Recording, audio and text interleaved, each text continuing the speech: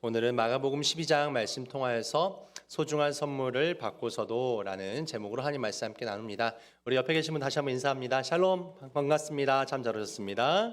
네, 감사합니다. 네, 우리 사랑하는 우리 교회 우리 성도님들 함께 뵐 수 참 좋습니다. 오늘 행복한 날이죠, 그렇습니다. 맞죠? 네. 오늘 행복한 주일입니다. 우리 교회 절기로는 추수감사절이기도 하고요. 그래서 이렇게 교회 강단을 아름답게 우리 여전도에서 꾸며주셔서 너무 감사드리고요. 제가 보니까 우리 11월 21일이 보통 11월 셋째 주가 우리 교회 한국교회력으로도 추수감사절 절기로 지키고 있고요. 제가 보니까는 우리 교회에 35주년 되는 우리 창립 기념일이기도 하더라고요. 제가 주보를 여러분 주보 보셨습니까?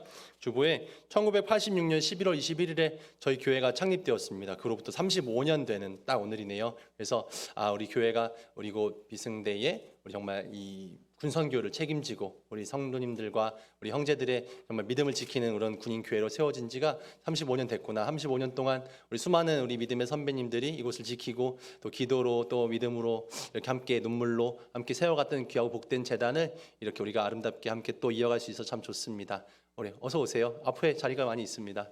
네, 이렇게 함께 예배해서 좋고요. 오늘 풍성한 은혜를 함께 나누게 되어서 참 좋습니다. 제가 우리 한 주간 추수감사절을 앞두고 우리 성도님들께 숙제를 드렸죠. 그래서 지난 한 해 동안 주님께서 베풀어 주신 은혜에 대해서 감사하고 기억하면서 이렇게 감사의 기도의 제목들을 좀 이렇게 구역자님들께 나눠 주십사 부탁을 드렸었어요. 응답해 주신 많은 분들 감사드리고요. 또 실은 좀 그렇게 소통하고 또 감사를 내는 부분이 좀 익숙하지 않아서 마음으로만 응답해 주신 분들께도 감사를 드립니다. 제가 조금 있다가 이렇게 감사의 은혜가 되었던 감사의 제목들을 보내주셨던 분들께 좀 선물도 나누고 하는 시간을 좀 갖고자 합니다. 실은 정직하게 말하자면 감사할 일만 있진 않았을 겁니다. 2021년 실은 좋은 일도 많았고 감사할 일도 많았겠지만 어떤 분들은 여전히 벼랑 끝에 서 있는 것 같이 위태하게 그렇게 시간을 보내는 분도 계실 것이고 캄캄한 어둠 같은 상황을 지낸 분도 계실 겁니다. 하지만 그런 상황 가운데 감사의 제목을 보내라 한다는 것이 참 이렇게 오히려 좀 이렇게 쉽지 않았을 거다 이런 생각이 들기도 합니다만 실은 그런 상황 가운데서도 주님의 사랑이 그들을 덮어주시기를 따스하게 덮어주시기 기원드립니다. 제가 여러분들의 아름다운 감사의 기도의 제목들을 쭉 보면서 저 또한 깊은 그런 감회에 좀 잠겼습니다. 이 교회를 위해서 정말 이 사랑의 섬김을 다해오신 많은 분들 실은 쉽지 않은 상황이 뻔히 보임에도 실은 기도의 제목들 속에서도 그런 상황이 보이죠. 그럼에도 불구하고 그 상황을 오히려 주님께 감사를 여기고 그 상황을 이겨낼 수 있도록 또 그 상황을 견디어서 내가 더욱더 성장할 수 있도록 그렇게 인도해 주신 하나님께 감사하는 분들이 계셔서 참 이 교회는 아름답고 복된 교회다. 이런 교인들과 함께 목회함이 참 저에게 은혜다. 감사하다. 이런 마음이 참 들었습니다. 성도님들이 보내주신 메시지를 통해서 저 또한 감사의 기도를 드리기도 하고 저도 눈물이 나기도 했습니다. 아무튼 우리가 이렇게 늘 감사를 표현하고 감사를 하나님께 전할 때 우리가 더욱더 풍성한 은혜가 넘쳐날 줄 믿습니다. 오늘 마가복음 12장 말씀이 과연 감사절에 어울리는 본문인가 생각해보면 실은 그렇지 않을 수도 있습니다. 실은 이 포도원 농부의 비유, 이스라엘 백성들이 정말 하나님을 예수 그리스도를 받아들이지 않았기에 하나님께서 심판하신다. 실은 이런 내용이거든요. 오늘 주님께서는 예수님을 통해서 이 포도원 비유를 우리에게 주시면서 하나님의 사랑이 얼마나 깊고 크신가. 하지만 그와 반면에 또한 동시에 하나님의 심판 또한 얼마나 크고 깊은가를 우리에게 말씀해 주고 계십니다. 오늘 포도원 주인은 하나님을 가리킵니다. 포도원 주인은요, 이 포도원 농사를 위해서 모든 것들을 준비합니다. 포도원을 일구고 또 울타리를 치고 포도즙을 짜는 기구도 마련하고 또 행여나 들짐승이나 도둑들이 들까봐 망대도 세우고 그래서 이 포도원을 잘 관리할 준비를 갖춥니다. 오늘 1절 말씀 쭉 나오죠. 그래서 포도원도 만들고 울타리도 치고 그렇게 포도즙 짜는 틀도 만들고 망대도 세우고 실은 그렇게 다 준비를 한 다음에 농부들에게 이것을 새로 줍니다. 그리고 타국으로 떠났다라고 이야기가 시작됩니다. 실은 하나님께서 이렇게 포도원 준비를 마치시고 포도원 농부들에게 그렇게 맡기신 것처럼 하나님께서는 우리에게 무언가를 다 준비하시고 맡기십니다. 우리가 살아가는데 필요한 모든 것들이 있습니다. 햇볕, 공기, 물, 또 소중한 부모님과 가족들, 우리의 이웃들과 동료들 실은 이 모든 것들이 우리가 살아가는데 없어서는 안 될 소중한 것들이죠. 이것들을 다 갖추어 놓고 우리가 살아갈 수 있도록 해주십니다. 제가 우리 자녀들과 함께 그 책을 읽을 때가 있어요. 책을 읽다 보면 우리 아이들이 이제 과학 이런 것들을 좀 좋아해가지고 우주라든지 지구라든지 또 뭐 인체라든지 이런 책을 좀 최근에 볼 일이 있었는데 보면서 다시금 생각합니다. 보통 하나님 믿지 않는 사람들은 뭐 이런 얘기들을 합니다. 이 우주가 수억 년 전에 빅뱅이 일어나서 우주가 팽창해 가는 과정 속에서 여러 가지 은하들이 생겨지고 수많은 별들 속에서 태양이 생겨지고 태양 속에서 적절한 위치에 있었던 지구가 있었고 그 지구에서 수억 년이 지난 다음에 거기서 어떤 생명체가 생겨져서 진화의 과정을 거쳐서 결국에는 사람까지 태어나게 되었고 뭐 이런 이야기들을 합니다. 물론 어느 정도 신빙성이 있다고 여겨지기도 하지만서도 제가 그런 이야기들을 쭉 보면서 드는 생각은 실은 이것들이 그냥 우연히 발생하고 우연히 있어지는 것이 아니라 그 모든 인간이 살아가는데 필요한 모든 그 적절한 그 거리와 적절한 그 환경과 그 상황들이 과연 왜 있어진 걸까? 그것도 단방에 뚝딱 생겨진 게 아니라 그 수억 년을 거쳐서 생겨진 이유가 무엇일까? 실은 사람이 살아가는데 필요한 적절한 온도와 필요한 모든 것들이 하나님께서 우리 인간을 너무나 사랑하셔서 인간에게 하나님의 형상을 닮아 창조된 하나님의 생각과 하나님의 마음을 품은 어떤 존재, 하나님을 찬양할 수 있는, 하나님을 사랑할 수 있는 이 땅을 그렇게 살아갈 수 있는 존재를 만들어 놓기 위해서 하나님께서는 그 오랜 기간 동안의 준비를 거쳐서 우리에게 헌사하신 것이 아닐까. 우리가 누리고 있는 모든 것들이 하나님께서 우리가 가장 잘 이용할 수 있도록 마련해 주신 것들이라는 거죠.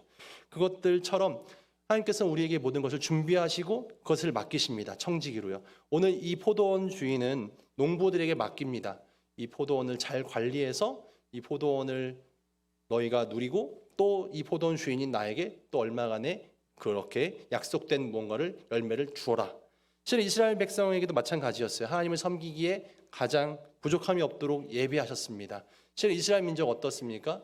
광야에서 먼저 이집트에서 노예 생활하고 있던 민족이었어요. 근데 모세를 예비시키셔서 종살이 하고 있던 이집트에서 그들을 탈출시킵니다. 그리고 어떻습니까? 그 구름 기둥과 불 기둥으로 광야를 지나게 하셨고 또 먹을 것이 없어 힘들어하는 그들에게 만나와 메추라기를 준비하셨고 또 반석에서 물을 내어주셨습니다. 그리고 가나안으로 그들을 인도하셨습니다. 실은 이 모든 상황들이 하나님께서 그 가나안, 실은 그곳에는 이미 나라가 있었고 이미 수많은 민족들이 살고 있는 곳이었지만 그 땅을 그들이 차지할 수 있도록 인도하셨습니다. 정말 포도원 주인이 돌을 골라내고 잡초를 뽑고 울타리를 치고 포도원 즙자는 기구를 마련하고 포도나무를 심었던 것처럼 그렇게 이스라엘 민족에게도 다 준비하셔서 맡기셨어요. 적과 꿀이 흐르는 땅 가나안에서 너희가 살면서 하나님 나라의 어떤 본을 보여서 모델로서 해상 가운데 주님의 법을 전하고 주님의 뜻을 전하고 그렇게 살아가기를. 그런데 실은 이 사람으로서 상상할 수 없는 하나님께서 하신 일들에 대해서 이스라엘 민족은 그 은혜를 다 잊어버리고 맙니다. 저와 여러분도 마찬가지입니다. 하나님의 받은 사랑은 이와 못지 않습니다. 한 사람이 어머님 배에서 잉태되어서 이 땅에 태어납니다. 그리고 나서 어른으로 지금의 위치까지 자라기까지 우리의 여정을 생각해 본다면 거기에는 출애굽과 같은 어떤 성장을 통해서 이렇게 독립하게 되는 과정도 있을 것이고 광야와 같은 힘들고 어려운 순간도 있었을 겁니다. 하지만 그곳에는 주님의 인도하심, 불기둥과 구름기둥 같은 인도하심이 있었고 매일 먹여주시는 만나가 있었고 가나안으로 이끌어가는 축복과 은혜의 땅으로 인도하시는 과정도 있었을 겁니다.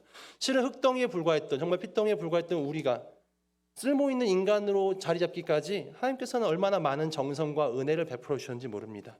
예수님께서 오늘 이 비유를 통해서 이스라엘 민족이 또 우리에게 하시려는 말씀은 하나님의 사랑은 우리가 측량할 수조차 없고 놀라운 사랑임에도 불구하고 우리는 그 은혜를 잊어버리고 거부한다라는 거죠. 그래서 결국 심판을 피할 수가 없다는 상황입니다. 사람들은 그 사랑을 깨닫지 못합니다. 이스라엘 백성도 그랬고 지금 우리도 마찬가지입니다. 이어지는 비유를 통해서 그 사실을 우리에게 분명히 보여주십니다. 포도원 주인은요 최상의 포도원을 갖추어 놓고 이젠 먼 길을 떠납니다. 먼 길을 떠나면서 이제 몇 해가 지났습니다. 몇 해가 지나고 이제 포도원의 포도를 수확할 때쯤이 되었을 때 이제 종을 보내서 그 동안의 어떤 세를 받기 위해서 종들에게 종을 보내 세를 받아오라고 명령하죠. 이제 보통 소작 농부는 지금도 비슷하겠지만 계약을 합니다. 그 땅 주인과 이 땅을 관리하면서 얻어지는 수확을 몇 대 몇으로 나눈다. 뭐 5대 5든 뭐 6대 4든 이렇게 이제 그곳에서 얻어지는 소득을 가지고 주인과 농부가 어떻게 나눠 가질 것인지 계약을 하죠. 몇 년 뒤부터 소득을 갖는다.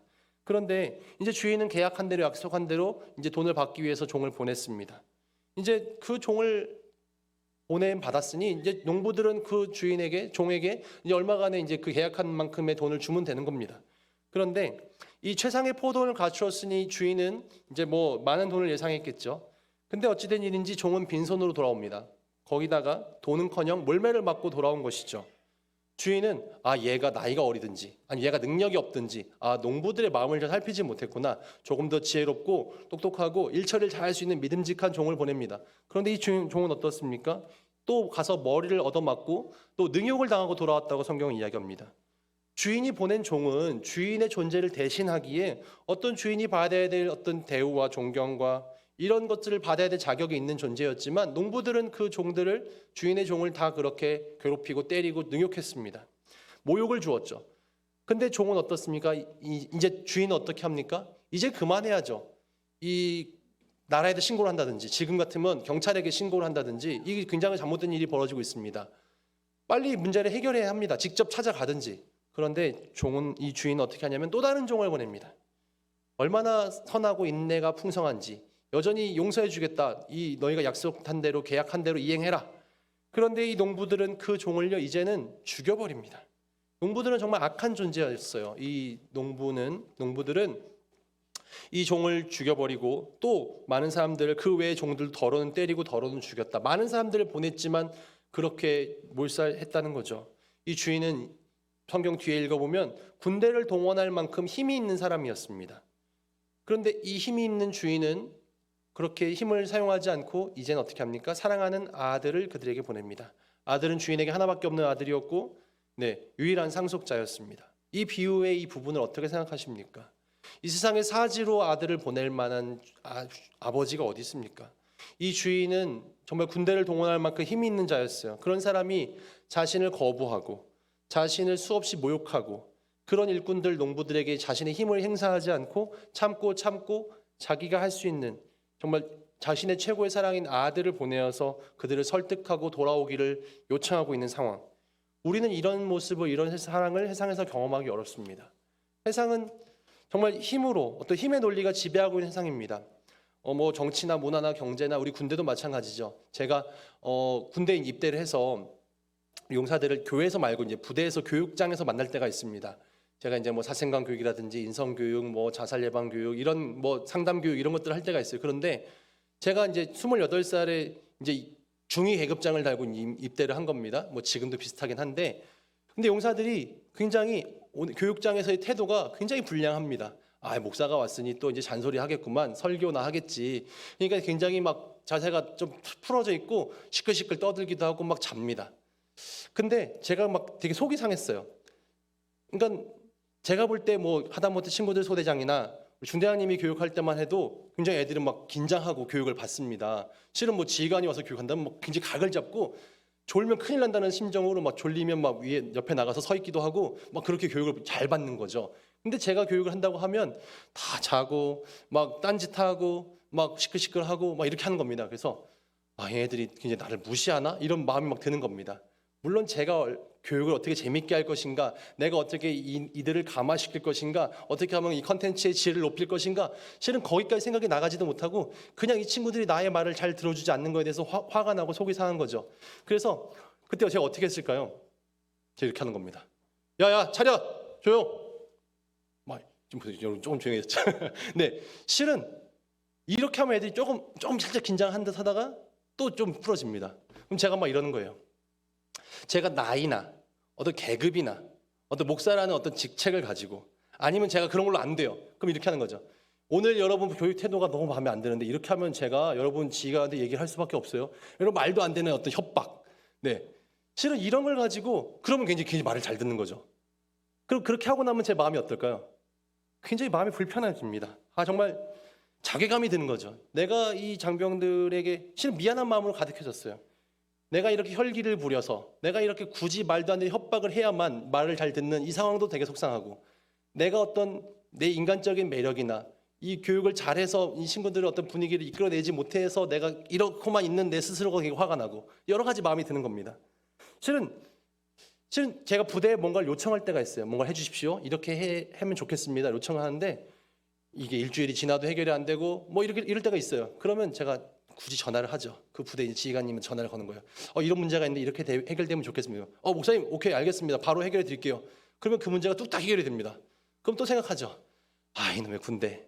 이거 내가 그 절차를 밟아서 그 해당되는 용사에게 부탁하고 그 해당되는 간부님께 부탁하고 이렇게 하면 해결되면 참 좋은데, 물론 되게 바쁘고 해야 될 일이 너무 많고 그런 상황을 이해해야 됨에도 불구하고 왜 내가 얘기하면 해결 안 해주지? 근데 지가 얘기하면 바로 뚝딱 해주고, 뭔가 이거에 대해서 막 드는 생각은, 군대도 그렇고 세상도 그렇고 뭔가 힘센 사람이 얘기하면 바로 해결되고 힘없는 사람이 얘기하면 바로 뭔가 해결이 되어지지 않고, 뭔가 거기에 내가 답답해하고 나 또한 힘을 길러야겠다, 힘 있는 사람에게 내가 줄을 대야겠다, 자꾸만 그러고 있는 내 스스로를 볼 때 또 되게 답답하고, 실은 누구나 다 세상은 힘 있는 사람은 힘을 사용하고자 합니다. 힘이 없는 사람은 힘 있는 사람 편에 서고자 합니다. 실은 군대나 뭐 교회나 어디나 다 통용되죠.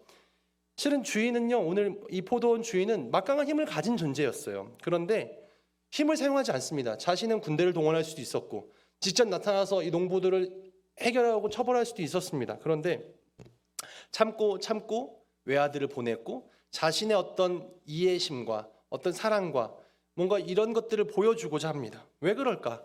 실은 하나님께서 하시는 방법은 늘 그렇다는 겁니다. 제가 지난주에도 주님께서는 왜 그 성전 꼭대기에서 뛰어내리지 않고 천천히 한 사람 한 사람 만나시는가 이야기 드렸어요. 하나님은 힘의 논리로 뭔가를 해결하고 그렇게 문제를 풀어가지 않으십니다. 사랑의 논리로 조금씩 그들을 변화시키고 그렇게 찾아가신다는 거죠. 분명히 꼭 필요하고 이 힘을 사용할 때가 된다면 그렇게 하시기도 하지만 대부분은 가능한 부드럽게, 가능한 사랑스럽게, 가능한 참고 또 참으시면서 변화시켜 나가시는 과정이 하나님의 방법이었습니다. 실은 우리들은 과연 어떤가? 우리 그리스도인들인 내 자신은 과연 어떻게 하고 있는가?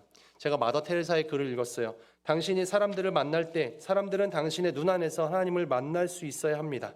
당신이 매우 산만하고 세속적이면 사람들은 당신 안에서 하나님을 만날 수 없을 것입니다. 마음 안에 가득 찬 것은 우리의 눈으로, 감각으로, 글이나 말로써 표현되기 마련입니다. 우리가 무엇을 주고받을 때에도, 길을 걸을 때에도 저절로 표현되기 마련입니다. 마음이 하나님으로 충만해 있으면 이미 그 자체로 다양한 방법으로 통해 표출되기 마련입니다.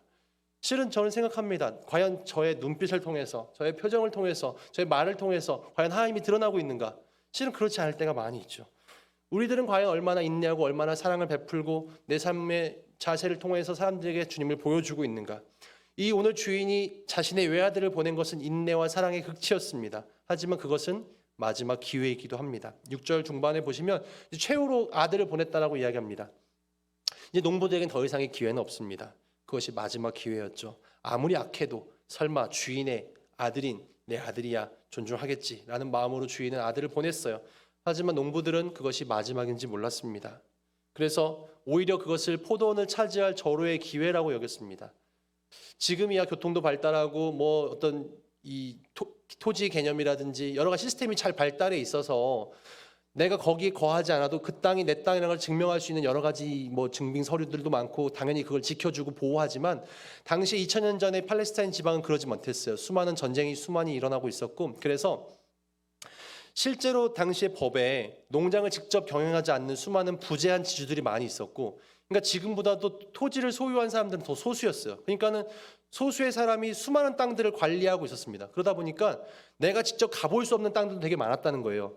근데 그 땅의 소출이나 그 땅에 벌어지고 있는 그 땅의 소득을 받기 위해서는 자주 가서 그 문제를 해결해야만 하는 것이죠. 근데 주인이 전쟁터에서 죽거나 나이 들어 죽거나 병으로 죽거나 하는 일도 많았고, 그러다 보니까 그 땅이 누구 땅이었는가 소유가 불명확해지는 경우가 종종 있었다는 거예요. 그러니까 주인은, 이 농부들은 생각합니다.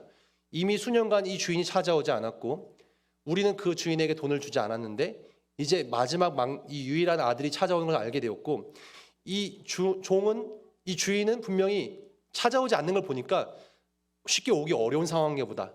그리고 아들을 보냈는데 이 아들은 유일한 아들이니까 이 유일한 아들마다 없어진다면 그 땅은 우리가 먹을 수 있겠구나, 그 땅은 우리가 차지할 수 있겠구나, 이런 생각을 한 거죠. 그게 가능했다는 거예요. 주인이 찾아오지 않고 그 가족들도 차 없어지게 된다면 결국엔 이 땅이 우리 땅이 되겠구나. 그래서 그 아들을 죽이려고 하는 겁니다. 몇 년씩이나 세를 주는 것을 거부한 농부들은 이젠 그 상속자마저 죽이고 그 땅에 대한 권한을 스스로 갖고자 합니다. 그 농부들은 이 주인을 굉장히 무능한 존재로, 힘을 사용하지 않는구나, 이젠 찾아올 수 없는 존재구나 라고 생각해버렸다는 거죠. 근데 이 아들마저 죽인 농부들 어떻게 됩니까? 결국 오늘의 비유의 마지막은 주인은 결국 군대를 이끌어와서 그들을 진멸하고 포도원을 다른 이들에게 넘겨주었다라는 비유로 마치게 됩니다. 실은 하나님께서는 참고 그 사랑으로 품어주시지만 결국에는 모든 죄악까지 끝까지 참으시진 않습니다. 우리가 이기적으로 행동하고 하나님의 일에 대해 소홀하게 생각하고 또 내 마음대로 생활할 때 하나님께서는 즉각적인 심판을 행하지 않으실 수 있습니다. 하지만 성경 말씀을 통해서 또 하나님의 사람들을 통하여서 우리 마음에 깨달음을 주십니다. 지금 너희가 잘못 가고 있어. 잘못 행동하고 있는 거야. 권면의 기회를 주시고 돌이킬 수 있는 기회를 주십니다. 하지만 그럼에도 불구하고 때가 이르도록 감사를 잃어버리고 열매를 하나님께 돌려드리지 않고 계속해서 내가 아니란 삶만을 살아간다면 하나님께서는 반드시 불현듯 우리에게 심판으로 닥쳐질 때가 있습니다.